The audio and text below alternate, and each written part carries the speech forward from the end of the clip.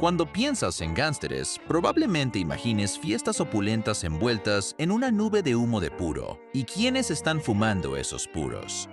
Lo más probable es que estés imaginando a hombres poderosos, con trajes elegantes y sombreros de ala ancha. Pero en realidad, uno de los gángsteres más notorios del mundo del crimen era una mujer tan despiadada que el propio Pablo Escobar admitió que le tenía miedo. Por eso, hoy, estaremos narrando la escandalosa vida de la mujer que aterrorizó a Pablo Escobar.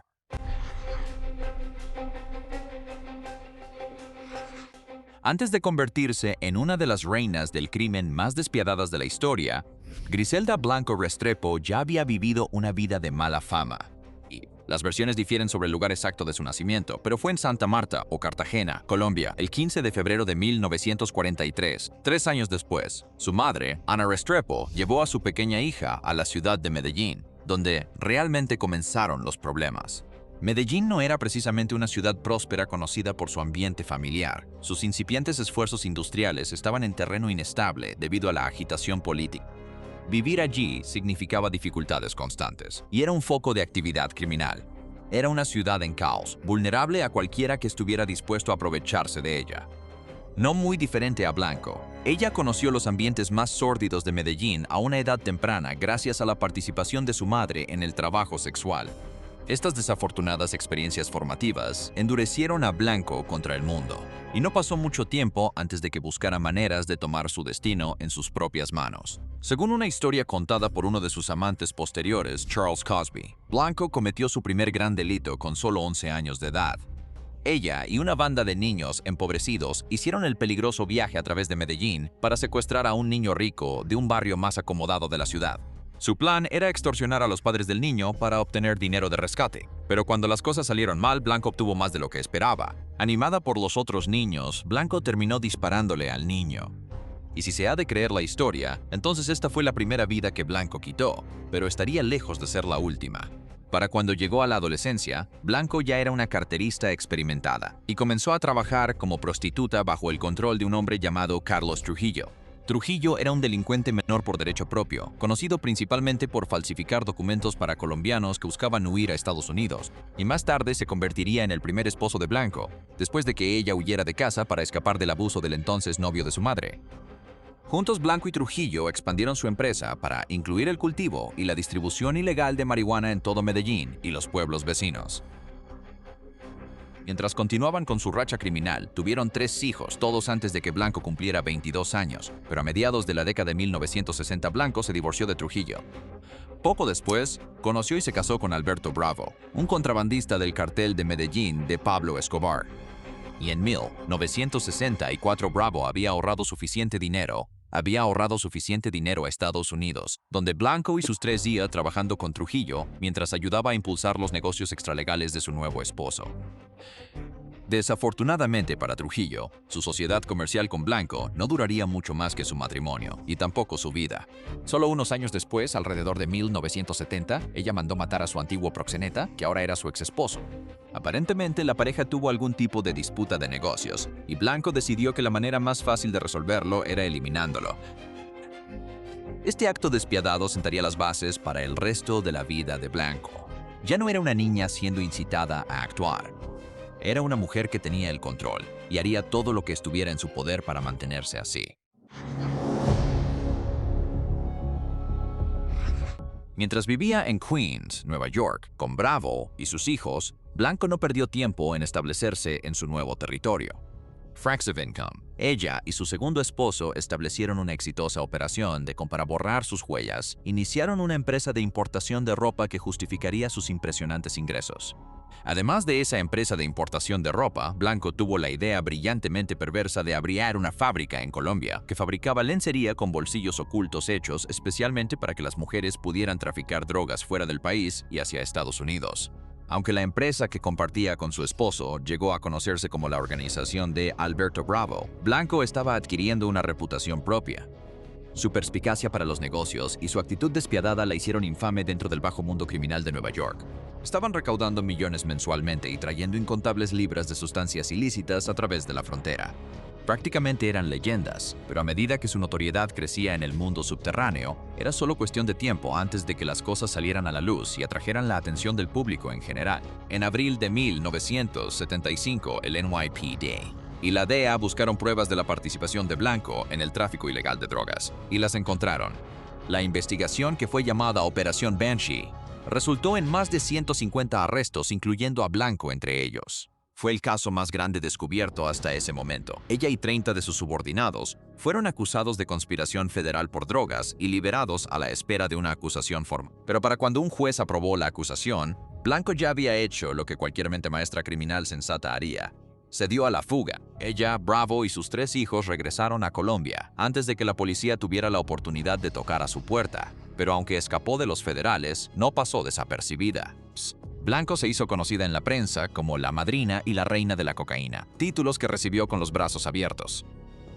La fascinación del público en general por los gánsteres solo unos años antes, con el estreno de El Padrino en 1972, y al parecer, Blanco aceptaba completamente las comparaciones. Ella y Bravo continuaron sus operaciones desde Colombia lo mejor que pudieron. Pero después de unos meses, las tensiones empezaron a aumentar. La pareja tuvo una discusión sobre su negocio. Blanco acusó a su esposo de malversar millones de dólares de su negocio, y él la acusó a ella de tomarse demasiado en serio, esto de ser la madrina y de volverse loca por el poder. Las palabras hirientes se convirtieron en balas cuando los dos se enfrentaron en un tiroteo. Blanco sufrió una herida en el estómago y sobrevivió, pero Bravo no tuvo la misma suerte. Un disparo letal en la cabeza realizado por Blanco terminó con su vida al instante, y ella también eliminó a 6 de sus guardaespaldas junto con él. Había recorrido un largo camino desde aquel secuestro en su infancia. Solev Wickshire, The Gar Black Widow. La madrina se convirtió en la única dueña de un enorme imperio ilícito y se ganó un nuevo apodo, uno que no aceptaría con tanto entusiasmo: la Viuda Negra.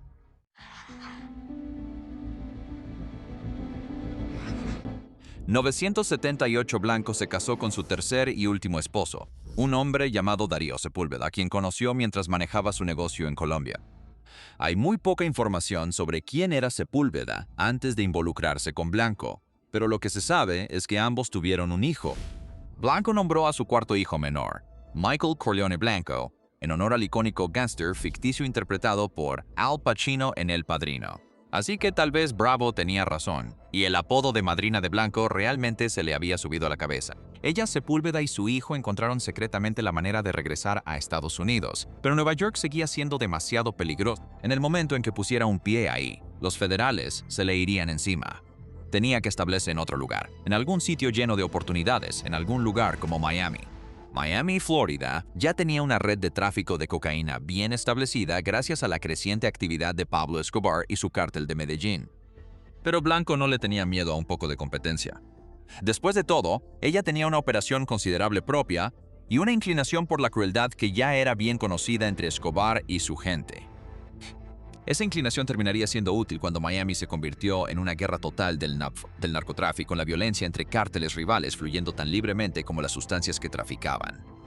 De hecho, Blanco pudo haber sido incluso la razón por la que la guerra comenzó en primer lugar.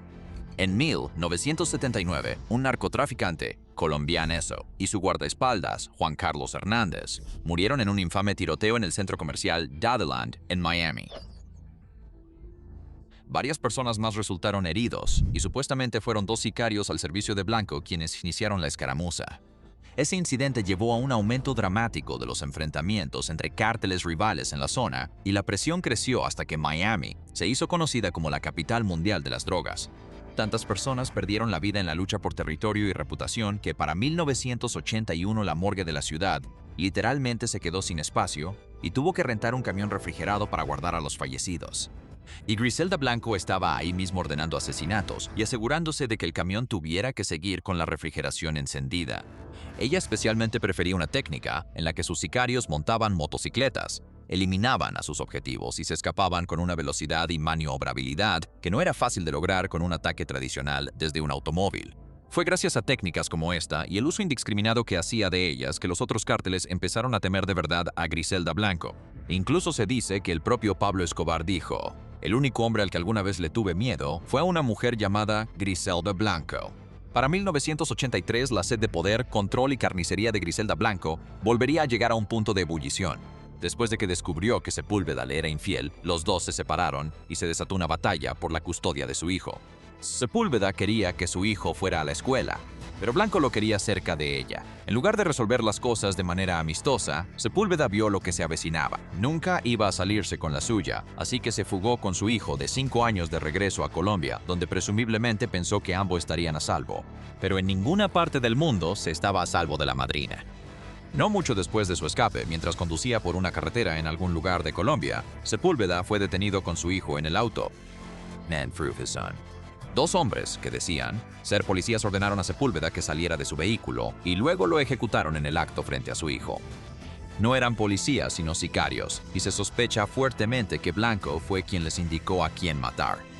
Su hijo le fue devuelto en Miami, y ambos vivieron ahí juntos durante 2 años más, hasta que la vertiginosa vida criminal de Blanco finalmente la alcanzó. El 17 de febrero de 1985, apenas 2 días después de su cumpleaños número 40, la casa de Blanco fue allanada por la DEA. Chivas Prison fue arrestada y posteriormente acusada de conspirar para fabricar, contrabandear y distribuir cocaína en Estados Unidos y llevada ante un juez en la ciudad de Nueva York, donde fue declarada culpable y sentada 15 años en una prisión federal. Mientras estaba bajo llave en 1994, también fue acusada por el estado de Florida de 3 cargos de asesinato en primer grado, incluyendo el del hijo de 2 años de un miembro de un cartel rival. Pero esos eran los únicos crímenes que creían poder probar. El fiscal federal adjunto Stephen Schlesinger, quien procesó a Blanco, estimó que en realidad ella había acabado con docenas de vidas durante su carrera criminal de 10 años. Según él, ella era una sociópata completa. Ella mataba personas sin pensarlo 2 veces, mataba a cualquiera que la disgustara, ya fuera por una deuda porque arruinaron un envío, o simplemente porque no le gustaba la forma en que la miraban. El testigo estrella de la fiscalía fue el propio sicario de Blanco, Jorge Ayala, quien aceptó testificar contra su antigua jefa a cambio de clemencia en su propio juicio. Pero su credibilidad quedó irrevocablemente dañada después de que se descubriera que tuvo sexo telefónico con las secretarias del fiscal del condado de Miami-Dade. El escándalo sacudió el caso y al final benefició a Blanco. Ella se declaró culpable de 3 cargos de asesinato en segundo grado en 1998. Y 6 años después, en 2004, fue liberada de prisión e inmediatamente deportada de regreso a Colombia, donde viviría el resto de su vida. Lo que ella no sabía, sin embargo, era que el resto de su vida sería breve. El 3 de septiembre de 2012, Blanco y su nuera embarazada estaban haciendo las compras en Medellín, Colombia. Las dos fueron a una carnicería y al salir, un agresor en motocicleta disparó 2 tiros en su dirección y se dio a la fuga. Los disparos dieron en el Blanco. Blanco sufrió 2 heridas directas en la cabeza y murió al instante con solo 69 años. La madrina estaba muerta. Y para colmo de males, la policía de Florida le dijo al Miami Herald que pensaban que ella había muerto hace años, lo que significa que no solo había caído Blanco, sino también su imperio. Ella y su empresa, aquello que tanto le costó construir, ya ni siquiera figuraban en su radar. El mismo año en que murió su madre, el hijo de Blanco, Michael, fue puesto bajo arresto domiciliario en 2012 y acusado de 2 delitos graves de tráfico de cocaína y conspiración. Su libertad condicional terminó en 2018 y desde entonces ha hablado públicamente sobre su madre en varias ocasiones, ya que ella estuvo en prisión la mayor parte de la vida de Michael.